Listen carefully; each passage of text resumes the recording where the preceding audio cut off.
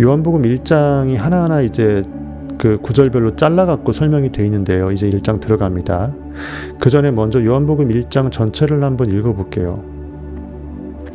잘 몰라도 느낌으로 한번 되새기면서 느끼시면 됩니다. 요한복음 1장 1절입니다. 태초에 말씀이 계시니라. 이 말씀이 하나님과 함께 계셨으니 이 말씀은 곧 하나님이시니라. 그가 태초에 하나님과 함께 계셨고 만물이 그로 말미암아 지은 바 되었으니 지은 것이 하나도 그가 없이는 된 것이 없느니라. 그 안에 생명이 있었으니 이 생명은 사람들의 빛이라. 빛이 어둠에 비추되 어둠이 깨닫지 못하더라. 하나님께로부터 보내심을 받은 사람이 있으니 그의 이름은 요한이라. 그가 증언하러 왔으니 곧 빛에 대하여 증언하고 모든 사람이 자기로 말미암아 믿게 하려 함이라. 그는 이 빛이 아니요 그 이 빛에 대하여 증언하러 온 자라. 참 빛 곧 세상에 와서 각 사람에게 비추는 빛이 있었나니 그가 세상에 계셨으며 세상은 그로 말미암아 지은 바 되었으되 세상이 그를 알지 못하였고 자기 땅에 오매 자기 백성이 영접하지 아니하였으나 영접하는 자 곧 그 이름을 믿는 자들에게는 하나님의 자녀가 되는 권세를 주셨으니 이는 혈통으로나 육정으로나 사람의 뜻으로 나지 아니하고 오직 하나님께로부터 난 자들이니라. 말씀이 육신이 되어 우리 가운데 거하심에 우리가 그의 영광을 보니 아버지의 독생자의 영광이요 은혜와 진리가 충만하더라. 요한이 그에 대하여 증언하여 외쳐 이르되, 세례 요한입니다. 세례 요한, 물로 세례를 주는. 내가 전에 말하기를 내 뒤에 오시는 이가 나보다 앞선 것은 나보다 먼저 계심이라 한 것이 이 사람을 가리킴이라 하니라. 요한이 그에 대하여 증언하여 외쳐 이르되, 내가 전에 말하기를 우리가 다 그의 충만한 데서 받으니 은혜 위에 은혜로라. 율법은 모세로 말미암아 주어진 것이요 은혜와 진리는 예수 그리스도로 말미암아 온 것이라. 구약의 율법과 신약의 예수를 대비시켜놨습니다. 본래 하나님을 본 사람이 없으되 아버지 품속에 있는 독생하신 하나님이 나타내셨느니라. 즉 예수 그리스도, 즉 하나님과 일체된 상상력만이 의식 시스템 내에서 의식의 진리가 왜 창조주임을 그대로 구원을 통해서 알려준다라는 거죠. 증거한다라는 거죠. 유대인들이 예루살렘에서 제사장들과 레위인들을 세례 요한에게 보내어 내가 누구냐 물을 때 요한의 증언이 이러하니라. 요한이 드러내어 말하고 숨기지 아니하니 드러내어 하는 말이 나는 그리스도가 아니라 한데, 또 묻되 그러면 누구냐 내가 엘리야냐 이르되 나는 아니라. 또 묻되 내가 그 선지자냐 대답하되 아니라. 또 말하되 누구냐 우리를 보낸 이들에게 대답하였게 하라. 우리가 보내졌으니까 너를 알게끔 하고 싶다 이거죠. 너는 네게 대하여 무엇이라 하느냐 이르되 나는 선지자 이사야의 말과 같이 주의 길을 곧게 하라고 광야에서 외치는 자의 소리로라 하니라. 그들은 바리새인들이 보낸 자라. 또 물어 이르되 네가 만일 그리스도도 아니고 엘리야도 아니요 그 선지자도 아닐진데 어찌하여 이렇게 세례를 베푸느냐. 요한이 대답하되 나는 물로 세례를 베풀거니와 너희 가운데 너희가 알지 못하는 한 사람이 섰으니 곧 내 뒤에 오시는 그이라. 나는 그의 신발끈을 풀기도 감당하지 못하겠노라 하더라. 이 일은 요한이 세례 베풀던 곳 요단강 건너편 베다니에서 일어난 일이니라. 이렇게 해서 요한복음 1장이 1절부터 28절까지 이렇게 돼 있어요. 그 다음에 29절 있습니다. 이튿날 요한이 예수께서 자기에게 나오심을 보고 이르되, 보라 세상 죄를 지고 가는 하나님의 어린 양이로다. 내가 전에 말하기를 내 뒤에 오는 사람이 있는데 나보다 앞선 것은 그가 나보다 먼저 계심이라 한 것이 이 사람을 가리킴이라. 나도 그를 알지 못하였으나 내가 와서 물로 세례를 베푸는 것은 그를 이스라엘에 나타내려 함이라 하니라. 요한이 또 증언하여 이르되 내가 봄에 성령이 비둘기같이 하늘로부터 내려와서 그의 위를 머물렀더라. 나도 그를 알지 못하였으나 나를 보내어 물로 세례를 베풀라 하신 그 이가 나에게 말씀하시되 성령이 내려서 누구 위에든지 머무는 것을 보거든 그가 곧 성령으로 세례를 베푸는 이인 줄 알라 하셨기에 내가 보고 그가 하나님의 아들이심을 증언하였노라 하니라. 그 다음 35절부터 42절까지예요. 되게 길죠. 1장이. 또 이튿날 요한이 자기 제자 중 2사람과 함께 섰다가 예수께서 거니심을 보고 말하되 보라 하나님의 어린 양이로다. 2 제자가 그의 말을 듣고 예수를 따르거늘. 재밌죠? 요한이 제자가 요한을 안 따르고 그 2 제자가 그의 말을 듣고 이제 예수를 따라간대요. 그 2 제자가 그의 말을 듣고 예수를 따르거늘. 예수께서 돌이켜 그 따르는 것을 보시고 물어 이르시되 무엇을 구하느냐? 뭔가 원하는 게 있으니까 진리를 따르는 거 아니냐 이거죠. 무엇을 구하느냐? 이르되 랍비여 어디 계시오니까 하니 랍비는 번역하면 선생이라. 예수께서 이르시되 와서 보라. 그러므로 그들이 가서 계신 데를 보고 그날 함께 거하니 때가 10시쯤 되었더라. 요한의 말을 듣고 예수를 따르는 2사람 중의 하나는 시몬 베드로의 형제 안드레라. 요한의 말을 듣고 예수를 따르는 2사람 중에 하나는 시몬 베드로의 형제 안드레라. 그러니까 베드로가 동생이고 형이 안드레였거든요. 그러니까는 그 시몬 베드로의 형제, 즉 시몬의 형제는 베드로의 형제는 안드레가 먼저 따랐는데 그 예수를 따랐던 2사람 중에 한 사람이 안드레인데 안드레는 용기를 상징하죠. 그 동생 베드로는 믿음을 상징합니다. 믿음이 더 중요하지만 우리는 용기를 내지 못하면 믿음의 진가를 발휘할 수 없어요. 정말 뻑가버린 최고의 여성 매력녀를 발견했으면 용기를 내어서 다가가야죠. 이미 내 여인이 되어버렸다고 믿어내면서 말이죠. 예를 들어서 하는 말입니다. 그때 용기 안드레가 내 안에서 이미 그는 내 여인이더라고 믿어내는 그 믿음보다 먼저 들이대줘야 따라서 믿음 느껴지는 황홀감은 그 일을 할 수 있다는 거죠. 그래서 예수께 처음 먼저 제자로서 선임된 것은 가장 중요한 시몬 베드로가 아니라 그의 형 안드레, 즉 믿음의 형 역할 먼저 카운터펀치를 용기로 확 날려주고 결단했을 때 뒤따르는 그 동생의 믿음은 예수 그리스도의 핵심 코어가 될 수 있다. 이렇게 해석하시면 되겠습니다. 그가 먼저 자기의 형제 시몬을 찾아 말하되, 시몬은 시몬 베드로를 말합니다. 자기 동생 말해요. 그가 먼저 자기의 동생이 되는 시몬 베드로를 찾아 말하되 우리가 메시아를 만났다 하고, 메시아는 번역하면 그리스도라. 즉 현실에서 우리 인간을 구원할 수 있는 참 영과 진리, 상상력을 내가 발견했다. 누가? 용기가. 그러면서 동생 믿음한테 얘기해 준 거예요.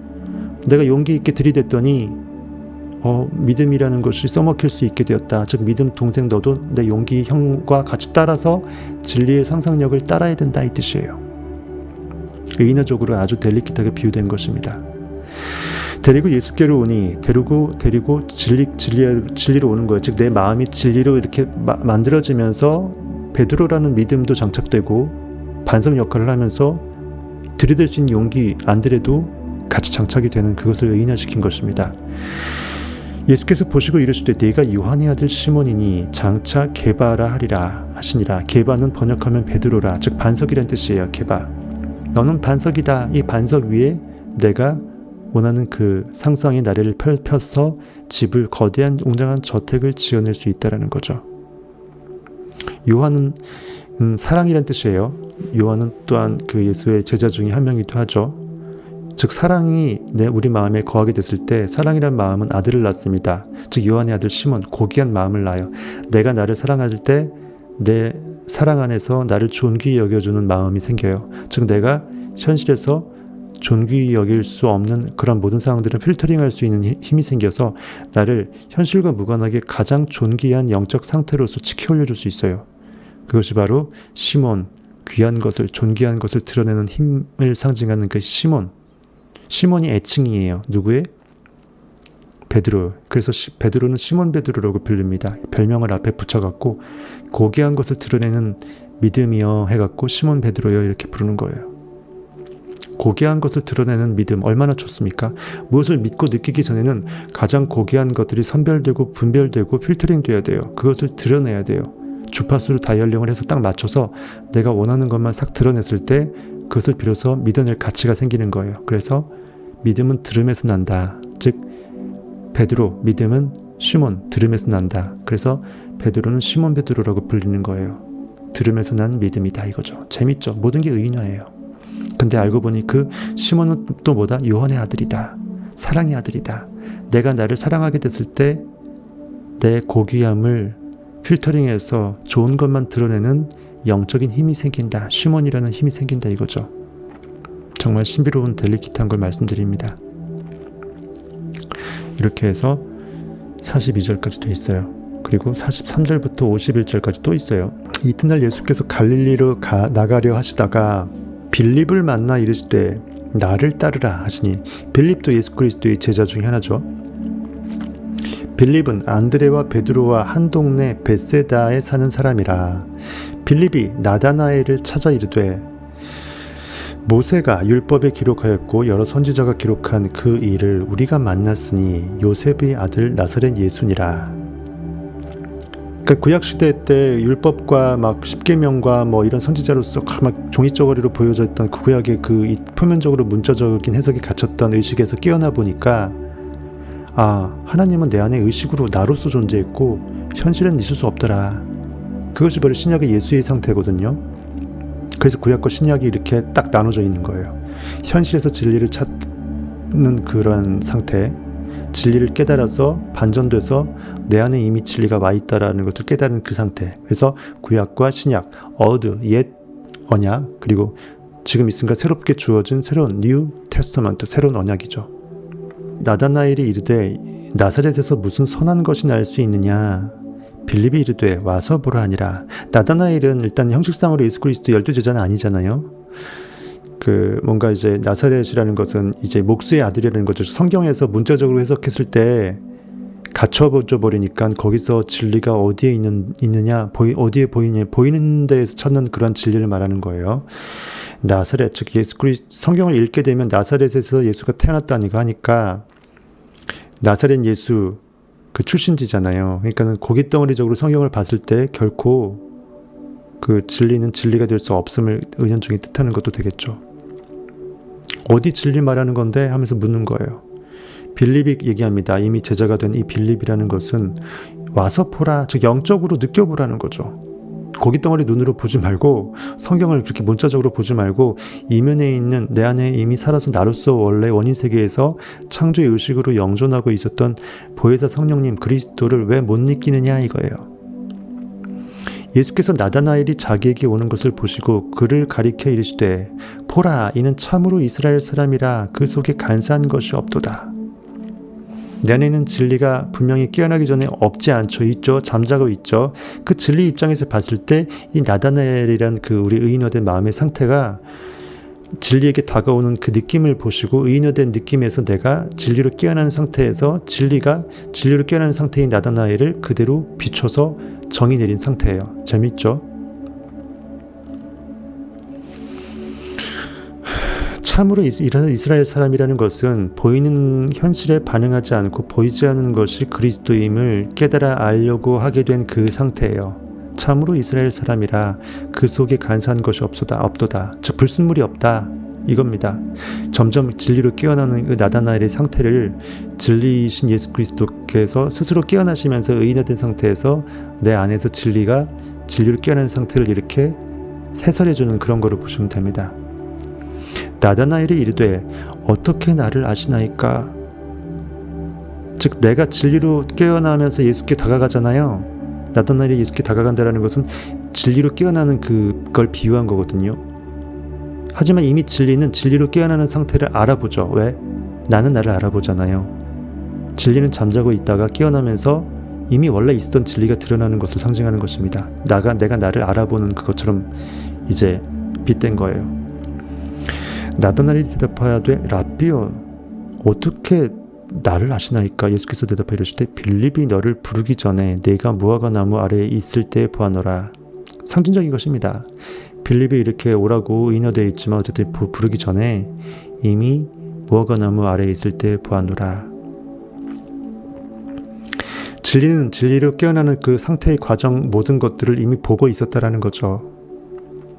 의식의 법칙은 법칙 자체로서 현실에서 깨어날 때 깨어나는 과정에서 이미 법칙 자체는 이미 있었고 그 깨어나는 과정도 전지전능한 하나님의 권능으로 보고 있다라는 것입니다. 나다나엘이 대답하되 랍비여 선생님이여 당신은 하나님의 아들이시요 당신은 이스라엘의 임금이로소이다. 나다나엘이라는 이 마음의 상태가 점점 예수께 다가오면서 진리로 깨어나는 과정에서 내가 진리로 깨어나는 그것을 스스로 자각하면서 깨어나는 그 순간에 몰입하는 상태를 그대로 빗댄 거예요. 여러분들이 진리로 깨어날 때는요, 저 또한 그랬고 지금도 계속 깨어나고 있고 완벽할 수는 없지만 진리로 깨어날 때 성경 해석이 되잖아요. 아, 이것이 진리로 깨어나는 과정에 있구나. 내가 이 정도로까지 진리가 양파 껍질이 벗겨졌구나 알게 돼요. 그러니까 제가 자신 있게 성경을 해석할 수 있는 것이지, 안 그러면 여러분들한테 잔머리 써서 한 걸 쓰면 제가 제 머리꾀에 빠져갖고 앞뒤가 안 맞는 해석이 돼버려요. 그걸 말하는 것입니다. 예수께서 대답하여 이르시되 내가 너를 무화과 나무 아래에서 보았다 하므로 이렇게 내가 이미 너를 봤다고 얘기해 주니까 믿느냐. 이보다 더 큰 일을 보리라. 즉 내가 진리로 깨어나는 이 과정에서의 이 진리의 파편들은 아무것도 아니다는 거죠. 진짜 거듭나게 되면, 진짜 나를 발견하게 되면 그 진리의 그 광대함은 헤아릴 수 없다. 우리의 의식은 무한으로 계속 깨어나야 되만 되는 거지, 이 정도면 진리겠거니 해서 거기에 안주하면 이미 진리가 아니라는 것을 스스로 반증해버린 꼴이다. 물로 부단히 포도주를 만드는 과정에 있는 것이지 무한대로서 내가 깨어나는 무한 연속 성상에 있는 그것 자체가 진리이지, 이 정도면 진리니까 다 알았지 하면 이미 자기는 진리가 아닌 것을 거꾸로 증거하는 꼴밖에 안 된다는 것을 은연중 얘기하고 있는 거예요. 또 이르시되 진실로 진실로 너에게 이르노니 하늘이 열리고 하나님의 사자들이 인자 위에 오르락내리락 하는 것을 보리라 하시니라. 진짜 너한테 알려주는데 하늘이 열린다. 위에 있는 시공간에서 위에 공중에서 뭐가 열린다는 게 아니에요. 영이 열린다. 진리의 깨달음이 비로소 샘솟고 빛이 비춰진다는 거죠. 영이 깨어난다는 것입니다. 하나님의 사자, 메신저, 영적인 진리의 파편 메신저들이 그 진리의 그 의로 확장되는 의식에 깨어나는 연속성상의 그 사다리, 무한대로 하늘 꼭대기로 올라가는 그 의식의 사닥다리에서 오르락내리락 하는 것을 보리라. 야곱의 사닥다리죠. 내가 계속 의식이 깨어나는 그 상황에서의 내 상태를 계속 알고 깨어내면서 또 깨어내고 또 알고 깨어내고 또 알고 하면서 무한대의 양파 껍질, 진리의 양파 껍질을 벗겨내는 그것을 내가 경험하게 되리라. 그 뜻입니다. 예전에 진리를 추구하는 사람들은 모두가 형이상학자들은 전부 다 시인이었어요. 시적으로 완벽하게 깨어나지 못하면 이 진리를 말로 느낄 수도 없고 말로 설명은 더 못해요. 이렇게 해서 51절까지 이 광대한 요한복음 1장에 어쩌면은 진리가 다 들어가 있어요. 사실은요. 사복음서 중에 어쨌든 가장 디테일하게 설명이 되어 있습니다. 전체적으로 브리핑을 했습니다. 다 해석을 한 게 아니고 전체적으로만 조망한 거예요. 상세 해석은 다시 들어갑니다. 사실 이 요한복음 1장만 해석이 돼도 요한복음 전체를 해석한 거가 돼요. 그 다음에 당신 안의 평화 책에서 요한복음 1장 이제 구체적으로 들어갑니다. 거기 보게 되면 성경 말씀인 것처럼 해갖고 비슷하게 돼 있는데, 지금 진짜 우리가 쓰고 있는 그 성경책, 성경 말씀하고 좀 다른 부분들이 많이 있으니까 저는 이제 여기에 있는 글로 안 하고 우리가 쓰고 있는 그 성경책 있죠. 그 성경책에 있는 그 개역 개정판 그 문구를 중심으로 제가 얘기를 할게요. 요한복음 1장 1절 보게 되면요. 태초에 말씀이 계시니라. 이 말씀이 하나님과 함께 계셨으니 이 말씀은 곧 하나님이시니라.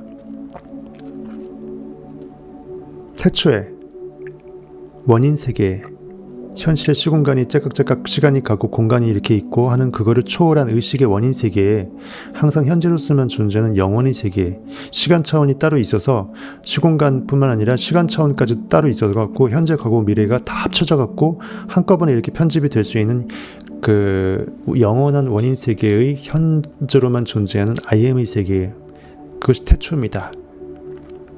쉽게 말해서 원인적 의식 세계 이거예요. 현실 이렇게 시공간에서 시공순으로 공간 가운데 이러한 역사가 펼쳐지도록 만드는 근원적인 의식의 세계, 생각의 세계에 그것입니다. 태초에 뭐가 있어? 말씀이 계시니라. 말씀, 누가 말씀해? 내 인식의 힘이 말씀해요. 인식이 말씀한다라는 것은 인식이 무언가 느낀다라는 거죠. 뭘 느껴? 뭔 생각을 해? 내가 원하는 욕망을 생각해요. 욕망은 추동력이고 로고스, 깨어나야 될 현실을 바꿀 수 있는 뭔가죠. 내가 되고 싶은 그 상태죠. 즉 I am이 I am으로만 멍때리면 대시 없으면 그냥 하얀 도화지만 있는 거예요.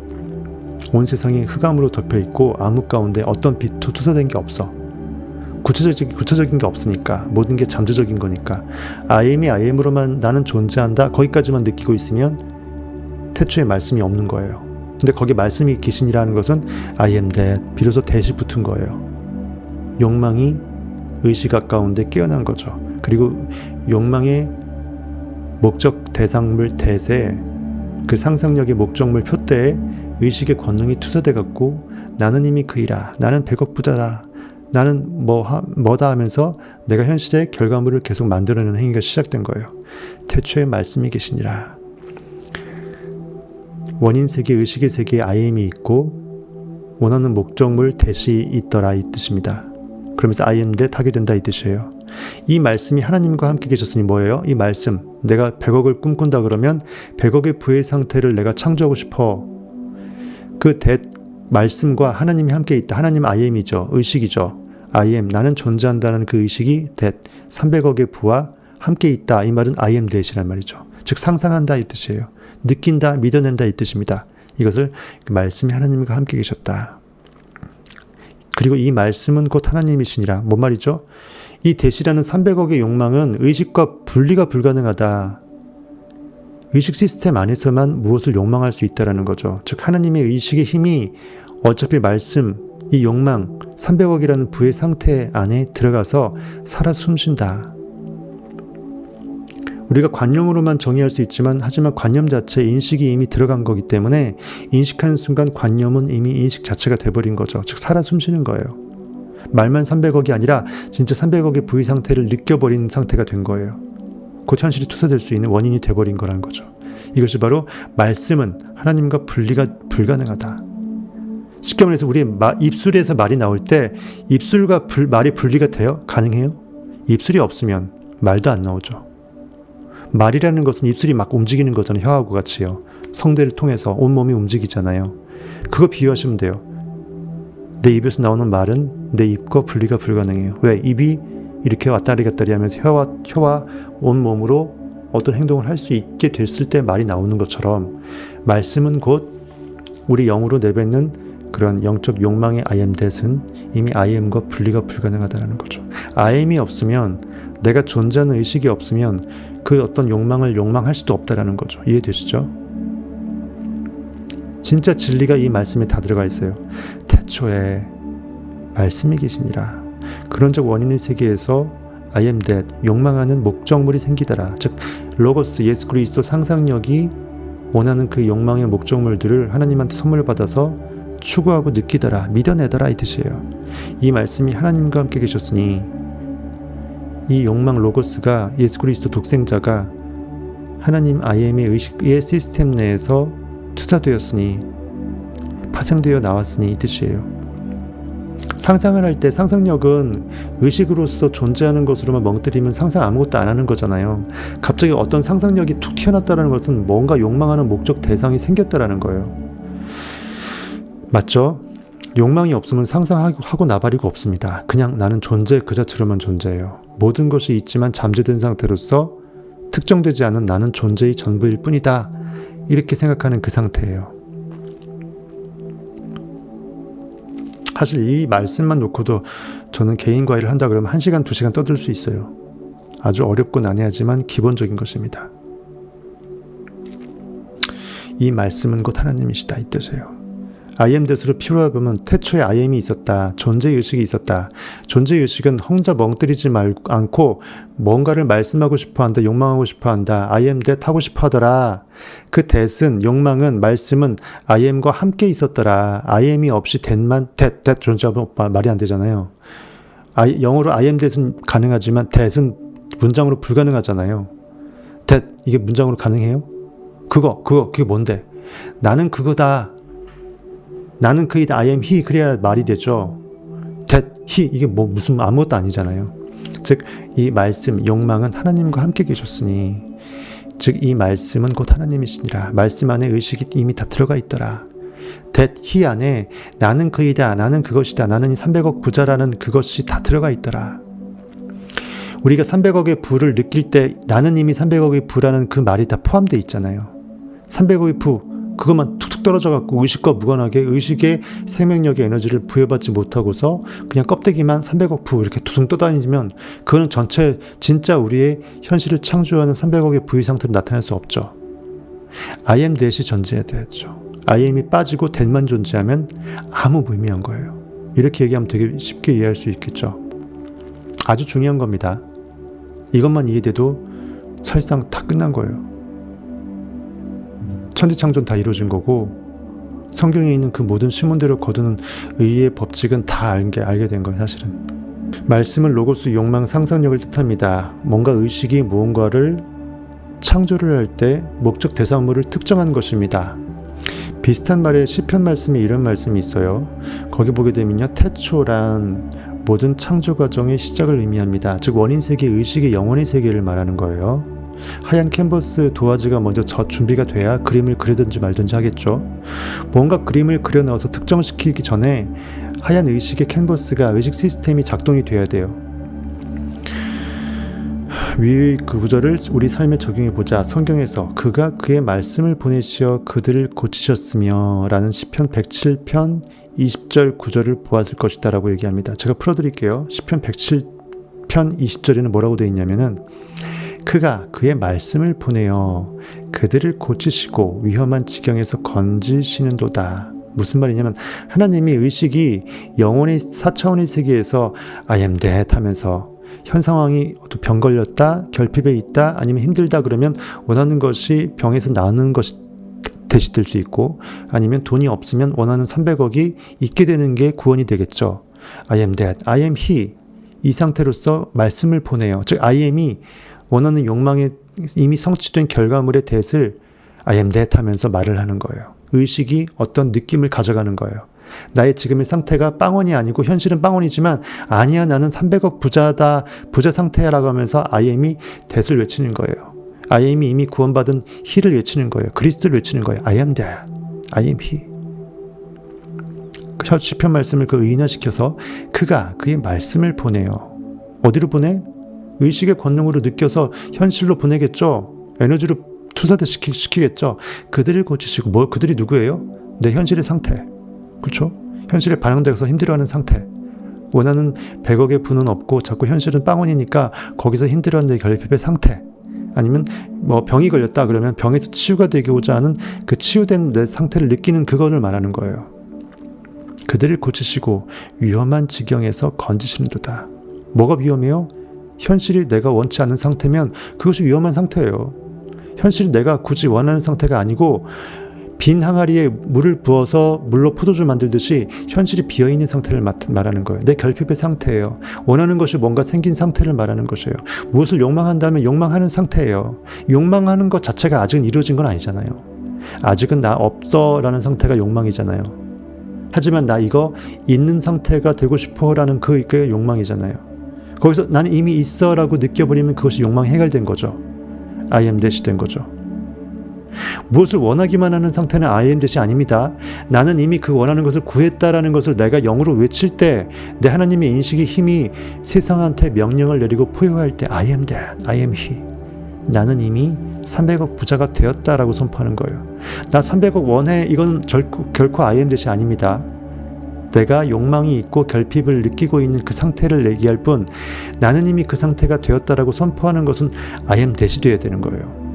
이미 나는 100억 부자가 되어야 되는 거예요. 그렇게 느껴버린 거가 돼야 돼요. 그가 그의 말씀을 보내어 그들을 고치시고 위험한 지경에서 건지시는도다. 우리 현실적인 고깃덩어리 걷자가 현실에서 이런 상황이야. 그 상황들을 그들로 빗댄 거예요. 위험한 지경으로 빗댄 거죠. 병 걸려 있으면 병이 낫는 거, 결핍 가운데 있으면 가난해서 부로 극복하는 거, 현실이 빵원이면 그거 실제로 300억의 부의 상태로 바뀌는 거. 집, 재산 이거저거 합치게 되는 300억이 만들어지겠죠. 그걸 마음으로 먼저 느껴내는 거예요. 믿음으로. 영혼의 의식세계에서.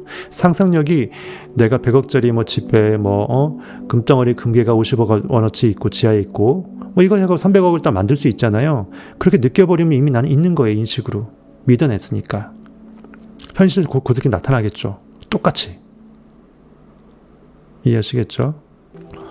당신이 어머니의 건강을 위해 기도한다고 생각해보자. 어머니가 지금 병 걸려 있다고 보세요. 그때 다음과 같은 방식으로 내 안에 있는 하나님의 힘의 말씀을 보낼 수 있다는 거예요. 인식의 힘을. 말씀은 당신의 소망 혹은 명확한 생각이나 개념을 의미한다. 즉 내가 어떤 욕망하는 그 바람하지 않는 그 목적물, 욕망의 표대를 얘기하는 거예요. 당신의 소망, 즉 말은 명확하고 분명해야 한다. 내가 뭘 원하는지 내가 모르면 며느리도 몰라. 그럼 내가 뭘 원하는지도 모르면 나는 계속 I am으로 멍 때려요. 현실에 반응당하면서 빵원인 상태로 멍 때리고 내가 100억을 원하는지 300억을 원하는지 3천억을 원하는지 내가 뭘 원하는지를 내가 모르면 안 된다는 거예요. 목적지가 있어야 나침판이 어디를 가리킬지를 정할 수 있잖아요. 지금 어머니가 완벽히 건강하다는 생각을 가지고 있어야 한다. 내가 결핍을 느끼는 순간 어머니가 지금 병중에 있다고 느끼는 순간 아니다. 병은 이미 치유가 되었고 어머니는 완벽한 건강한 상태가 되어버렸다. 어머니가 마음대로 이렇게 운동하고 편안하게 거동하는 걸 상상한다든지 그거를 내가 느끼는 거예요. 그것이 바로 I am that이에요. 나의 의식 I am은 어머니가 다 나은 상태를 느끼고 있죠. I am that.